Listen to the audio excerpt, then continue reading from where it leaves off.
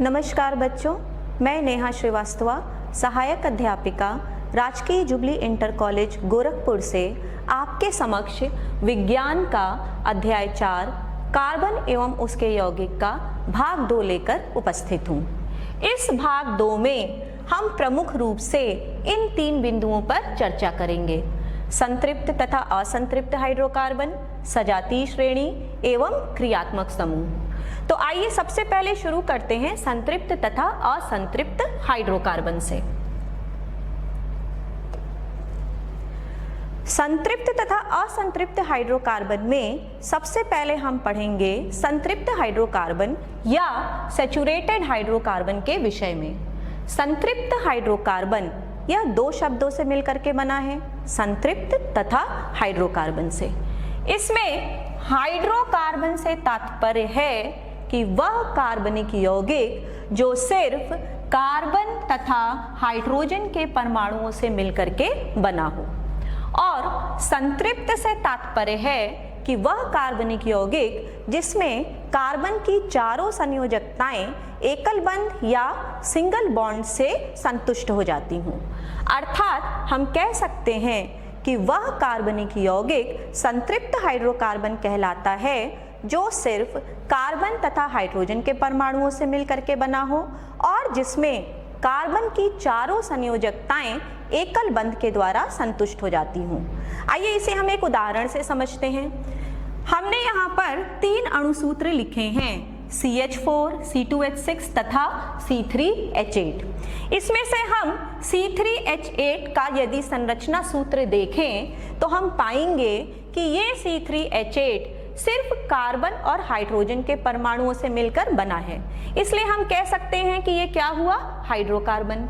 और इस C3H8 में कार्बन की चारों संयोजकताएं एकल बंध के द्वारा संतुष्ट होती हैं, अतः यह संतृप्त हुआ। तो इस प्रकार हमने इस संरचना सूत्र में देखा कि यह संरचना सूत्र सिर्फ कार्बन और हाइड्रोजन के परमाणुओं से मिलकर के बना है तथा इसमें कार्बन की चारों संयोजकताएं एकल बंध के द्वारा संतुष्ट हो गई हैं। तो हम कह सकते हैं कि यह संतृप्त हाइड्रोकार्बन हुआ। अब संतृप्त हाइड्रोकार्बन को एल्केन भी कहा जाता है। संतृप्त हाइड्रोकार्बन बहुत ही कम क्रियाशील होते हैं और ग्रीक भाषा में कम क्रियाशील के लिए हम पैराफिन शब्द का यूज करते हैं, इसलिए हम एल्केन या संतृप्त हाइड्रोकार्बन को पैराफिन भी कहते हैं। अब एल्केन का सामान्य सूत्र या संतृप्त हाइड्रोकार्बन का सामान्य सूत्र होता है CnH2n+2।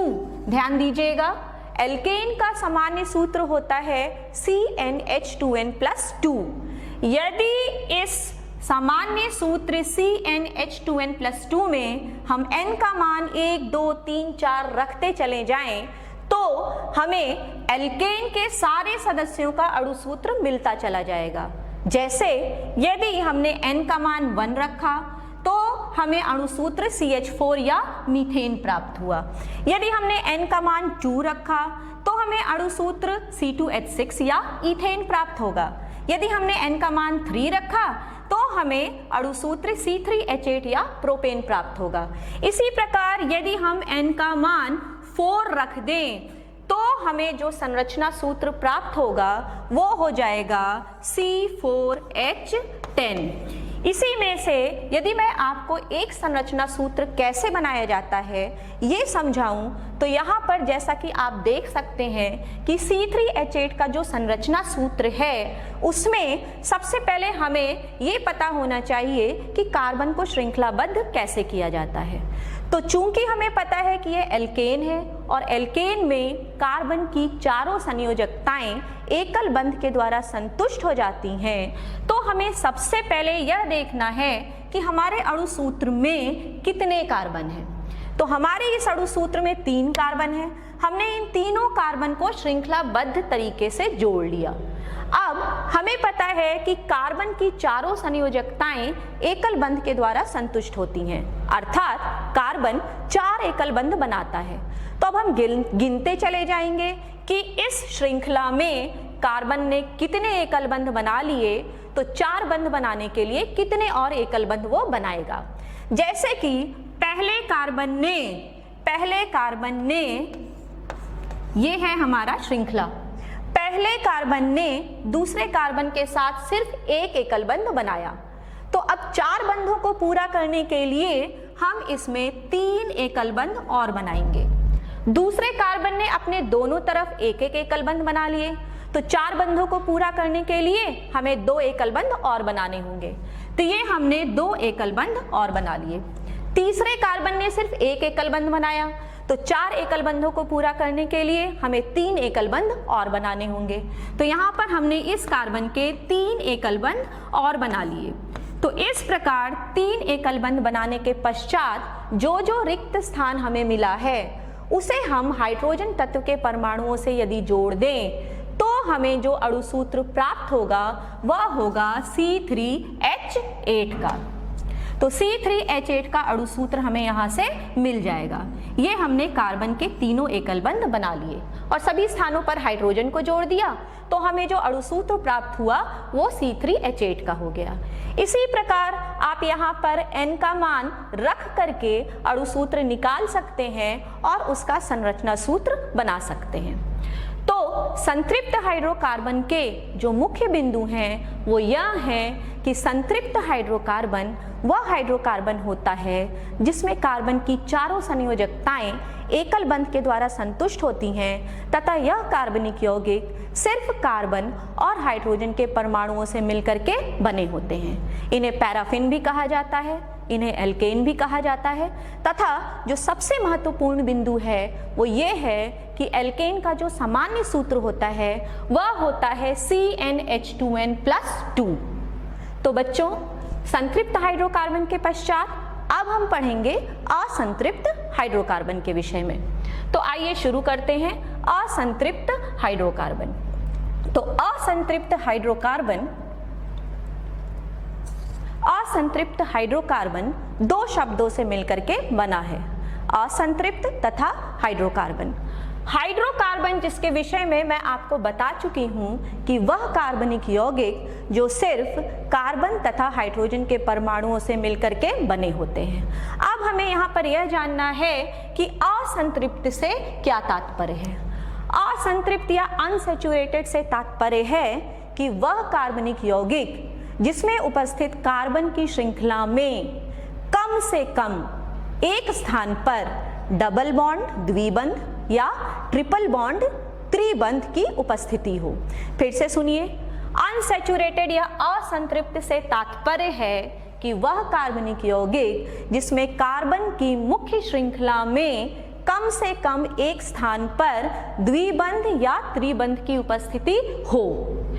जैसा कि यहाँ पर हम देख सकते हैं कि चूंकि असंतृप्त हाइड्रोकार्बन में द्विबंध अथवा त्रिबंध की उपस्थिति होती है, इसी आधार पर हम असंतृप्त हाइड्रोकार्बन को 2 भागों में बांट सकते हैं। पहला वह भाग होता है जिसमें कार्बन की श्रेणी में किसी भी एक स्थान पर द्विबंध पाया जाए। दूसरा वह भाग होता है जिसमें कार्बन की श्रेणी में किसी भी एक स्थान पर त्रिबंध की उपस्थिति हो। यदि कार्बन की श्रृंखला में द्विबंध की उपस्थिति होती है तो उसे हम कहते हैं एल्कीन, और यदि कार्बन की श्रृंखला में त्रिबंध की उपस्थिति होती है तो उसे हम कहते हैं एल्काइन। तो इस प्रकार हम कह सकते हैं कि असंतृप्त हाइड्रोकार्बन 2 प्रकार का होता है, एल्कीन तथा एल्काइन। अब हम एल्कीन और एल्काइन बारी बारी से पढ़ेंगे। सबसे पहले आइए शुरू करते हैं एल्कीन से। तो एल्कीन से तात्पर्य हुआ कि वह असंतृप्त हाइड्रोकार्बन जिसमें कार्बन तथा हाइड्रोजन के परमाणु उपस्थित हों तथा उसकी कार्बन की श्रृंखला में कम से कम एक स्थान पर द्विबंध अथवा डबल बॉन्ड की उपस्थिति हो। एल्कीन का यदि आप अणु सूत्र देखें तो C2H4 C3H6 है। यहाँ पर उसका संरचना सूत्र दिखाया गया है। यदि आप C3H6 का संरचना सूत्र ध्यान से देखें तो आप पाएंगे कि C3H6 के संरचना सूत्र में सिर्फ कार्बन तथा हाइड्रोजन के परमाणु उपस्थित हैं, इसलिए हम इसे कह सकते हैं कि यह एक हाइड्रोकार्बन हुआ। तथा इसकी कार्बन की श्रृंखला में एक स्थान पर द्विबंध की उपस्थिति है, अतः यह असंतृप्त हाइड्रोकार्बन एल्कीन हुआ। तो इस प्रकार हमने देखा कि इस संरचना सूत्र में कार्बन तथा हाइड्रोजन की परमाणु की उपस्थिति के कारण तथा कार्बन की श्रृंखला में एक स्थान पर द्विबंध की उपस्थिति के कारण हम इसे एल्कीन कहेंगे। अब हम देखेंगे कि एल्कीन का जो सामान्य सूत्र है वो क्या होता है।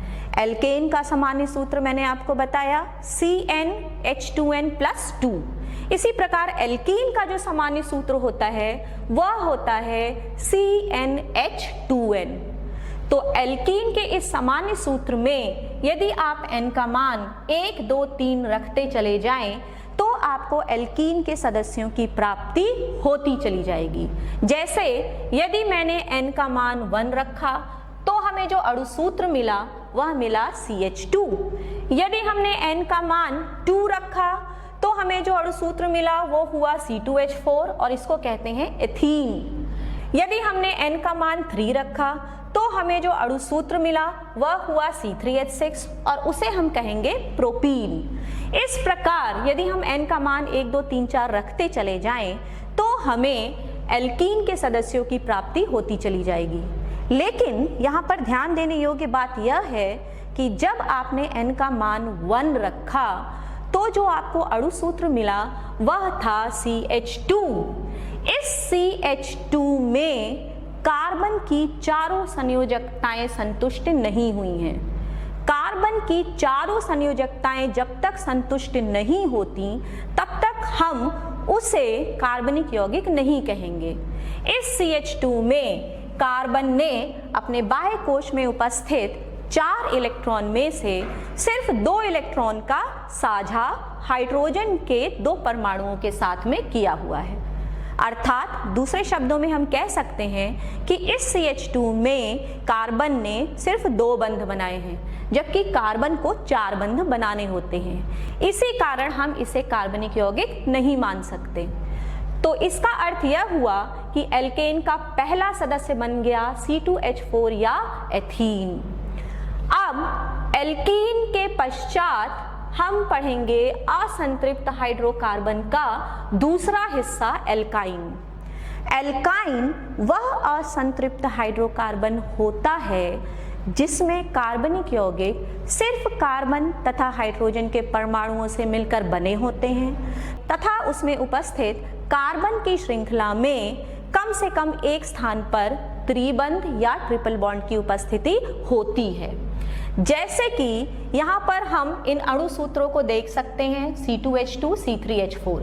इसके संरचना सूत्र यहाँ पर बनाए गए हैं। यदि आप ध्यान से देखें तो इसकी संरचना सूत्र में सिर्फ कार्बन तथा हाइड्रोजन के परमाणु उपस्थित हैं। इस कारण हम इसे हाइड्रोकार्बन कह सकते हैं तथा इसमें कार्बन की श्रृंखला में एक स्थान पर त्रिबंध या ट्रिपल बॉन्ड की उपस्थिति है। इसलिए हम इसे असंतृप्त हाइड्रोकार्बन एल्काइन कहेंगे, क्योंकि एल्काइन से तात्पर्य होता है वह हाइड्रोकार्बन जिसमें कार्बन की श्रृंखला में कम से कम एक स्थान पर त्रिबंध की उपस्थिति हो। अब जिस प्रकार आपने एल्केन और एल्कीन का सामान्य सूत्र पढ़ा उसी प्रकार हम एल्काइन का भी सामान्य सूत्र पढ़ेंगे। एल्काइन का सामान्य सूत्र होता है CnH2n-2। जिस प्रकार आप एल्कीन में n का मान रख करके एल्कीन के सदस्यों को प्राप्त करते हैं, ठीक उसी प्रकार हम इस सामान्य सूत्र CnH2n-2 में n का मान 1, 2, 3, 4 रखते चले जाएंगे तो हमें एल्काइन के भी सदस्यों की प्राप्ति होती चली जाएगी। जैसे यदि मैं n का मान 1 रख दूं तो मुझे जो सूत्र प्राप्त हो जाएगा वह होगा C। लेकिन क्या हम इसे कार्बनिक यौगिक मानेंगे? नहीं, क्योंकि यौगिक होने के लिए कम से कम 2 तत्वों के परमाणुओं का उपस्थित होना अति आवश्यक है और यह जो C है यह सिर्फ कार्बन तत्व का एक परमाणु है, अतः हम इसे यौगिक नहीं मान सकते। यदि हम n का मान 2 रख लें तो हमें जो अणु सूत्र मिलेगा वह हो जाएगा C2H2 और इसको हम कहेंगे एथाइन। यही एल्काइन सीरीज का पहला सदस्य माना जाएगा। इस प्रकार यदि हम n का मान 3 रख लें तो हमें जो अणुसूत्र मिलेगा वह होगा C3H4 और इसे हम कहेंगे प्रोपाइन। तो आइए अब सीखते हैं कि हम एल्काइन में प्रोपाइन की संरचना सूत्र को कैसे बनाते हैं। जैसे कि हमें पता है कि प्रोपाइन का जो अणुसूत्र है वह है C3H4। प्रोपाइन का अणुसूत्र C3H4 है। अब हमें सबसे पहले यह देखना है कि इस अणुसूत्र में कितने कार्बन हैं। तो इसमें 3 कार्बन हैं। हमने तीनों कार्बन को श्रृंखलाबद्ध तरीके से एकल बंध के द्वारा जोड़ लिया। तो यहाँ पर हमने तीनों कार्बन को श्रृंखलाबद्ध तरीके से एकल बंध के द्वारा जोड़ लिया। अब चूंकि हमें पता है कि ये एल्काइन है और एल्काइन में कार्बन की श्रृंखला में कम से कम एक स्थान पर त्रिबंध की उपस्थिति होती है, तो किसी भी एक स्थान पर हम त्रिबंध बनाएंगे। यहाँ पर एक बंध पहले से ही है तो हमने इसको त्रिबंध कर लिया। अब हमें ये भी पता है कि कार्बन की सहसंयोजकता 4 होती है, अर्थात कार्बन 4 बॉन्ड या 4 बंध बनाता है। इसमें ये जो पहला कार्बन है इसने 3 बंध बनाए हैं, तो 4 को पूरा करने के लिए ये एक बंध और बनाएगा। ये हमने इसका एक बंध और बना दिया। जो दूसरा कार्बन है यदि आप काउंट करें तो इसने चारों बंधों को बना लिया है, तो इसमें हम कोई भी अतिरिक्त बंध नहीं बनाएंगे। जो तीसरा कार्बन है उसने दूसरे कार्बन से सिर्फ एक बंध बनाया है, तो इसके भी चारों बंधों को हम पूरा कर देते हैं। अब जिन जिन स्थानों पर हमने ये एकल बंध बनाए हैं उन स्थानों को हम हाइड्रोजन के परमाणुओं से जोड़ देते हैं। तो इन सभी स्थानों को हमने हाइड्रोजन के परमाणुओं से जोड़ दिया। अब आप देख लीजिए कि आपका कौन सा अणुसूत्र तैयार हुआ। तो इस संरचना सूत्र से जो अणुसूत्र तैयार हुआ वह हुआ C3H4। इस प्रकार हम एल्काइन का संरचना सूत्र बनाते हैं। तो आपने देखा कि एल्केन का सामान्य सूत्र CnH2n+2 होता है, एल्कीन का सामान्य सूत्र CnH2n होता है तथा एल्काइन का सामान्य सूत्र CnH2n-2 होता है। इसमें यदि हम n का मान भरते चले जाएं तो हमें एल्केन, एल्कीन तथा एल्काइन के सदस्यों की प्राप्ति होती चली जाएगी। तो बच्चों, अब तक हमने पढ़ा संतृप्त तथा असंतृप्त हाइड्रोकार्बन के बारे में। इसके पश्चात जो अगला टॉपिक हम शुरू करेंगे वह है क्रियात्मक समूह या फंक्शनल ग्रुप। कार्बनिक यौगिक में उपस्थित वे परमाणु या परमाणुओं के समूह जो उनकी क्रियाओं का मुख्य रूप से निर्धारण करते हैं उन्हें हम कहते हैं क्रियात्मक समूह। इसको समझने के लिए हम एक उदाहरण लेते हैं। जैसे कि यहाँ पर मैंने एक उदाहरण लिया C2H6 का। यदि मैं इसका संरचना सूत्र बनाऊं तो उसकी संरचना सूत्र में ये 2 कार्बन हो गए और ये 6 हाइड्रोजन हो गए। बच्चों, अब तक आपने एल्केन, एल्कीन तथा एल्काइन में हाइड्रोकार्बन के विषय में ही पढ़ा है, जिससे कि हमें ये समझ में आता है कि एक कार्बन दूसरे कार्बन से तथा हाइड्रोजन से ही बंध बनाता है। लेकिन ऐसा नहीं है। कार्बन सिर्फ हाइड्रोजन के साथ ही आसानी से बंध नहीं बनाता, इसके अतिरिक्त भी कुछ ऐसे परमाणु हैं जिनसे कार्बन बड़ी ही आसानी से सहसंयोजक बंध बनाता है, जैसे fluorine, chlorine, bromine, sulphur, oxygen, nitrogen. इनसे भी कार्बन बड़ी आसानी से बंध बना सकता है। इसके अतिरिक्त कुछ परमाणु के समूह भी ऐसे होते हैं जैसे NO2, COOH, इनके साथ भी कार्बन बड़ी आसानी से बंध बनाता है। अब ये हो गए परमाणु और यह हो गया परमाणुओं का समूह। यह कार्बन की श्रेणी से जुड़ते कैसे हैं? कार्बन की श्रेणी में कार्बन जिस हाइड्रोजन से जुड़ा है उस हाइड्रोजन को ये बड़ी ही आसानी से विस्थापित करके उसका स्थान ले लेते हैं। तो इसके स्थान पर इस हाइड्रोजन को विस्थापित करके यहाँ पर Cl भी आ सकता है और इसी हाइड्रोजन को विस्थापित करके इसके स्थान पर NO2 भी आ सकता है। और Cl तथा NO2 के जुड़ने के पश्चात इनकी रासायनिक अभिक्रियाओं का निर्धारण ये Cl तथा NO2 ही करते हैं। या दूसरे शब्दों में हम कह सकते हैं कि कार्बन की श्रृंखला से जब Cl जुड़ा तो उसने रासायनिक अभिक्रियाओं का निर्धारण किया, जब परमाणुओं का समूह NO2 जुड़ा तो उसने रासायनिक अभिक्रियाओं का निर्धारण करना शुरू कर दिया। इस प्रकार हमने देखा कि क्रियात्मक समूह वे परमाणु या परमाणुओं का समूह होते हैं जो किसी कार्बनिक यौगिक में कार्बन की श्रृंखला से जुड़ने के पश्चात उनकी रासायनिक अभिक्रियाओं का निर्धारण करने लगते हैं। आपके पाठ्यक्रम के हिसाब से यह 4 क्रियात्मक समूह आपको पढ़ने हैं। पहला है अल्कोहल। अल्कोहल की पहचान OH समूह से की जाती है और इसका उदाहरण हो सकता है CH3OH तथा C2H5OH। दूसरा है एल्डिहाइड। एल्डिहाइड की पहचान CHO समूह से होती है तथा इसका उदाहरण हो सकता है CH3CHO। तीसरा है कार्बोक्सिलिक अम्ल। इसकी पहचान COOH समूह से हो सकती है और इसका उदाहरण है CH3COOH। इसके पश्चात आता है कीटोन। कीटोन की पहचान C डबल बॉन्ड O और उससे दोनों तरफ से कार्बन की श्रृंखलाएं जुड़ी होती हैं। तो यहाँ पे आपको ध्यान यह देना है कि कीटोन की पहचान होती है जब C डबल बॉन्ड O के दोनों तरफ कार्बन की श्रृंखलाएं उपस्थित हों। इस प्रकार हमने क्रियात्मक समूह के बारे में जाना। बच्चों, अब हम पढ़ेंगे सजातीय श्रेणी या होमोलॉगस सीरीज के बारे में। सजातीय श्रेणी या होमोलॉगस सीरीज के बारे में जानने के लिए आपको ये 4 बिंदु जानना अति आवश्यक है। पहला, कार्बनिक यौगिकों की ऐसी श्रेणी जिसमें कार्बनिक यौगिकों को उनके अणु भारों के बढ़ते हुए क्रम में रखा गया हो। दूसरा, प्रत्येक सदस्य में समान क्रियात्मक समूह की उपस्थिति हो।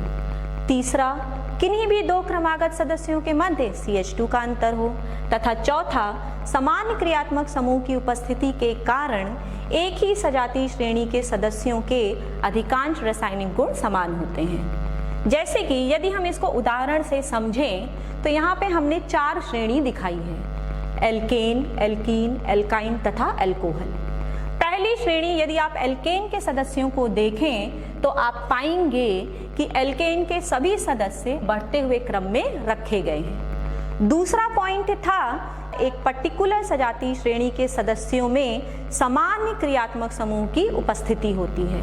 इसे हम अल्कोहल की सीरीज से समझ सकते हैं। जैसे यहाँ पर सभी सदस्यों में एक जैसे फंक्शनल ग्रुप या क्रियात्मक समूह की उपस्थिति है। सभी सदस्यों में OH समूह की उपस्थिति आप देख सकते हैं और इसी OH समूह की उपस्थिति के कारण इन सभी सदस्यों के जो रासायनिक गुणधर्म होते हैं वो समान होते हैं। और एक चीज और आपने ध्यान दिया होगा कि सजातीय श्रेणी के जो सदस्य होते हैं उनमें किन्हीं भी 2 क्रमागत सदस्यों के मध्य CH2 का अंतर होता है।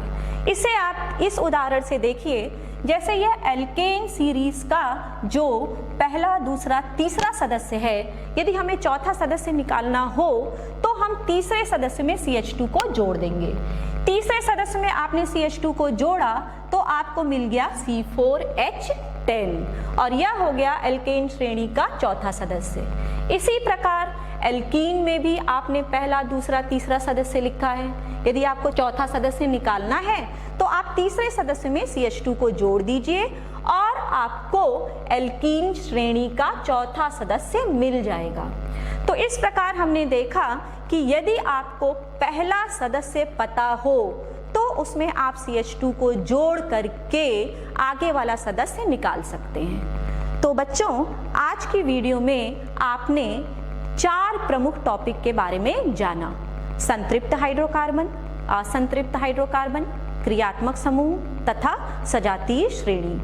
आशा करती हूँ कि आपको समझ में आया होगा और इस वीडियो का जो भाग 3 है वह हम अगली बार पढ़ेंगे। धन्यवाद। बच्चों, ये आपका आज का गृह कार्य है। दो संतृप्त तथा दो असंतृप्त हाइड्रोकार्बन के नाम लिखिए। एल्केनों के सामान्य सूत्र दीजिए। एल्कीनों के सामान्य सूत्र दीजिए। एल्काइनों के सामान्य सूत्र लिखिए। किसी सजातीय श्रेणी के प्रथम व द्वितीय सदस्यों के नाम लिखिए। क्रियात्मक समूह को उदाहरण सहित समझाइए। क्रियात्मक समूह किसे कहते हैं? अल्कोहल, एल्डिहाइड, कीटोन तथा कार्बोक्सिलिक समूहों के सूत्र लिखिए। सजातीय श्रेणी की परिभाषा दीजिए। इसे एक उदाहरण के साथ स्पष्ट कीजिए।